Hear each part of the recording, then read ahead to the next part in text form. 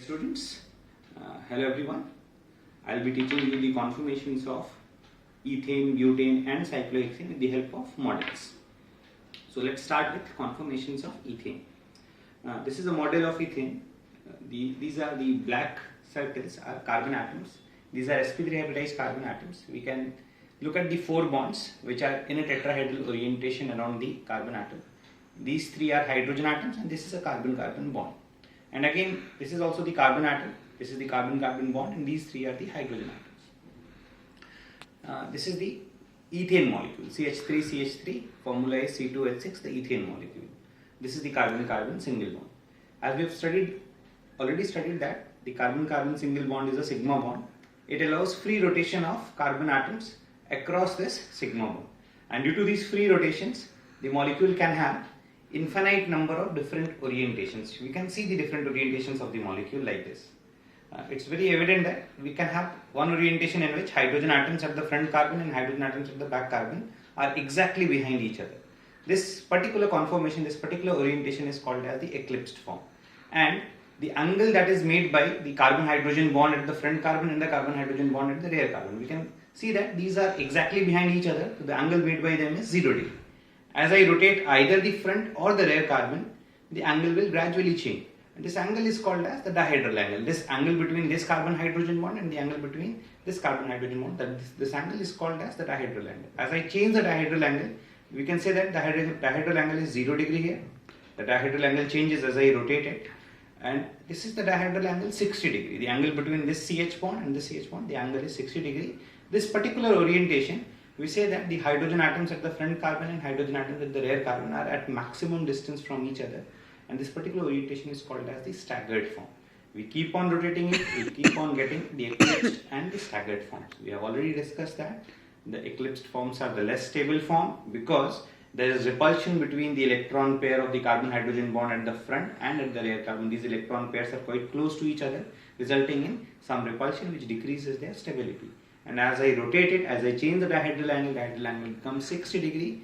At a 60 degree dihedral angle, we say that the bond pair at the front carbon and the bond pair at the rear carbon are not exactly behind each other. They are at a maximum distance from each other, which decreases the repulsion between them. Therefore, it increases the stability by minimizing the repulsion or decreasing the potential energy. So this is the conformation, 2 different conformations for ethane. One conformation, the major conformation eclipsed form, another is the staggered form. We keep on rotating it, we keep on getting the eclipsed and the staggered forms. And we can also have infinite number of different forms between angles 0 degree and 60 degree. These infinite forms are also called as the skew forms. So the different orientations of a molecule are called as conformations. And some particular conformations are given specific names. We have the eclipsed form and the staggered form, and the infinite number of different forms between the eclipsed and the staggered forms are called as the skew forms. Now, we'll substitute the hydrogen atoms, one hydrogen atom at the front carbon by a chlorine and one hydrogen atom at the rear carbon by another chlorine. We get another molecule which we can call it as 1,2 dichloroethane. Now I will be explaining you the conformations of 1,2 dichloroethane. We'll start with respect to this conformation, this orientation, where the chlorine atom at the front carbon is exactly behind the chlorine atom at the rear carbon. The hydrogen atoms are also exactly behind each other. This is called as the eclipsed form. Now we'll start rotating either the front or the rear carbon. Let me fix this front carbon and rotate the rear carbon. As I rotate the rear carbon, we can see that we'll get this as the staggered form, wherein the angle between the chlorine atom at the front carbon and the chlorine atom at the rear carbon is 60 degree. We keep on rotating it, we get another eclipsed form. This is called as the partially eclipsed form. This is eclipsed in the sense that the bonds at the front carbon and at the rear carbon are exactly behind each other, but exactly same atoms are not behind each other. Behind chlorine we have hydrogen, behind hydrogen we have chlorine. So this is called as the partially eclipsed form. Now we keep on rotating it. Now we get chlorine exactly opposite to each other. Chlorine at the front carbon is exactly opposite to chlorine at the rear carbon. This particular form is called as the antiform. This is called as the antiform and it is a staggered form. So we had already gotten another staggered form wherein the chlorine atoms were at 60-degree angles to each other, and another stagnant form in which chlorine atoms are opposite to each other. This is the anti-form, and the staggered form where chlorine atoms are at 60-degree angles to each other is called as the gauge form. Another gauge form will be with chlorine on the other side. So we get two gauge forms. This is one gauge form, this is another gauge form, and this is the anti-form. So these are the different conformations of ethane molecule and 1,2-dichloroethane molecule. Now let us come to the different conformations of cyclohexane. So I have a model of cyclohexane. You can see this model.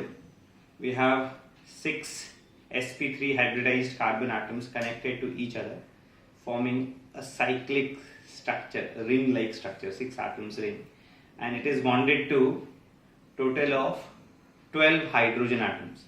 I have taken hydrogen atoms of different color. I will illustrate why I have taken hydrogen atoms of different color. Let us assume that this green atom is also a hydrogen atom and this white atom is also a hydrogen atom, and these black atoms are the sp3 hybridized carbon atoms. Let me keep it over here. Let us explain the two major conformations of cyclohexane. Observing it very closely, taking these two carbon and carbon bonds, if we consider these two carbon bonds in one plane, this carbon atom is below this plane and this carbon atom is above the plane. So this forms a shape of a chair. Backrest of the chair, the sitting space of the chair, and the feet of the chair. So this forms shape of a chair, and hence this particular conformation is called as the chair form of cyclohexane. And as we rotate the carbon atoms, we can rotate the atoms across the carbon-carbon bond, we can get different conformations of cyclohexane. Now this particular conformation is also of particular significance, is an important conformation, considering these 4 carbon atoms in one plane. These 4 carbon atoms in one plane. One carbon atom is on the right hand side above this plane, one carbon atom is on the left hand side above this plane. So this forms a shape of a boat. Boat appears like this. So this is called as the boat form. The boat form and the chair form, these are the two major conformations of cyclohexane which will be studied. The chair form is found to be the more stable form. Let us discuss the chair form first. And why chair form is more stable? We can observe or compare the stability of the chair form by looking at the molecule across the carbon-carbon bond. Let us look at this conformation along the carbon-carbon bond, not across, along the carbon-carbon bond. Let us look the molecule along this carbon-carbon bond, looking at the molecule along the carbon-carbon bond. And if you remember, during the conformations of ethane, I had said that the staggered form is more stable than the eclipsed form, and this is the staggered form, where atoms at the front carbon and atoms at the rear carbon, they are at 60-degree angles to each other. They are at 60-degree angles to each other. So this is the staggered form. Across any carbon-carbon bond, if you observe it, it is the staggered form. So therefore, it results in a very stable orientation. Any carbon-carbon bond, if you observe it, it will be a staggered form, where bonds at the front carbon and bonds at the rear carbon are exactly at 60-degree angles with respect to each other. Now, let me convert this into the boat form. So this is the chair form. I'll convert it into a boat form. Now this is the boat form. I've got the boat form. Now in the boat form, let us observe the molecule along the carbon-carbon bond. Let us observe the molecule along this carbon-carbon bond. If you observe the molecule along this carbon-carbon bond, suppose this is our line of sight. Along this line of sight, it's very evident that atoms at the front carbon and atoms at the rear carbon are exactly behind each other. Atoms at the front carbon and atoms at the rear carbon are exactly behind each other. So this is the eclipsed form, and hence the eclipsed form is less stable than the staggered form. Therefore, the boat form is less stable than the chair form. So it's explained that the boat form is the less stable form, the chair form is the more stable form. So let us get back to the chair form and study some more properties, something more about the chair form.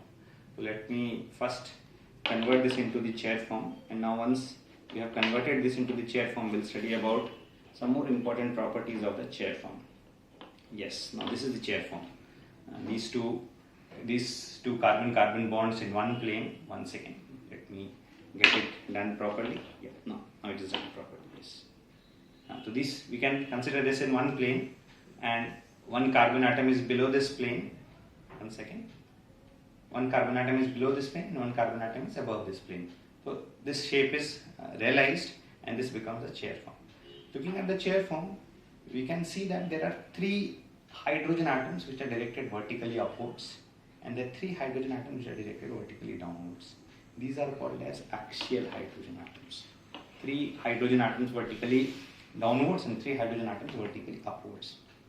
The remaining hydrogen atoms, we can say that the remaining hydrogen atoms, if we observe it in this orientation, there are 3 hydrogen atoms directed to the left and there are 3 hydrogen atoms directed to the right. These are called as equatorial hydrogen atoms. We have 3 axial and 3 equatorial hydrogen atoms. 3 axial and 3 equatorial hydrogen atoms. The axial hydrogen atoms are adjacent to each other at 1 and 3 position. Carbon number 1, carbon number 2, carbon number 3.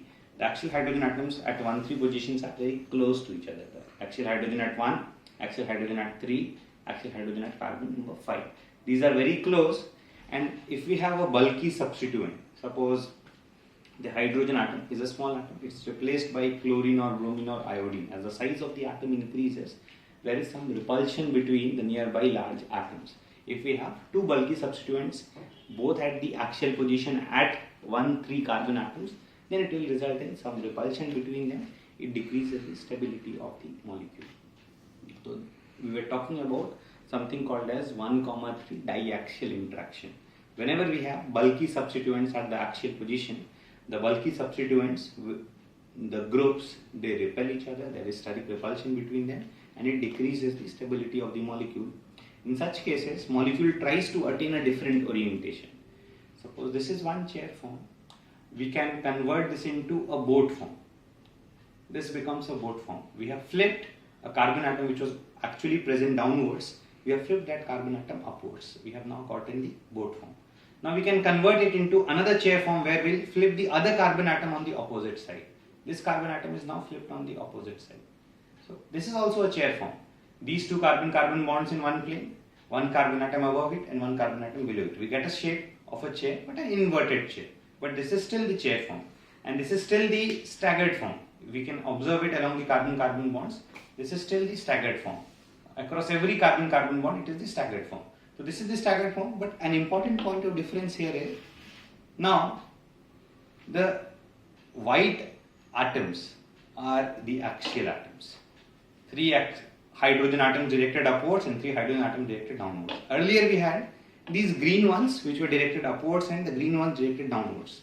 Now we can see that these white atoms are directed upwards and white atoms are directed downwards.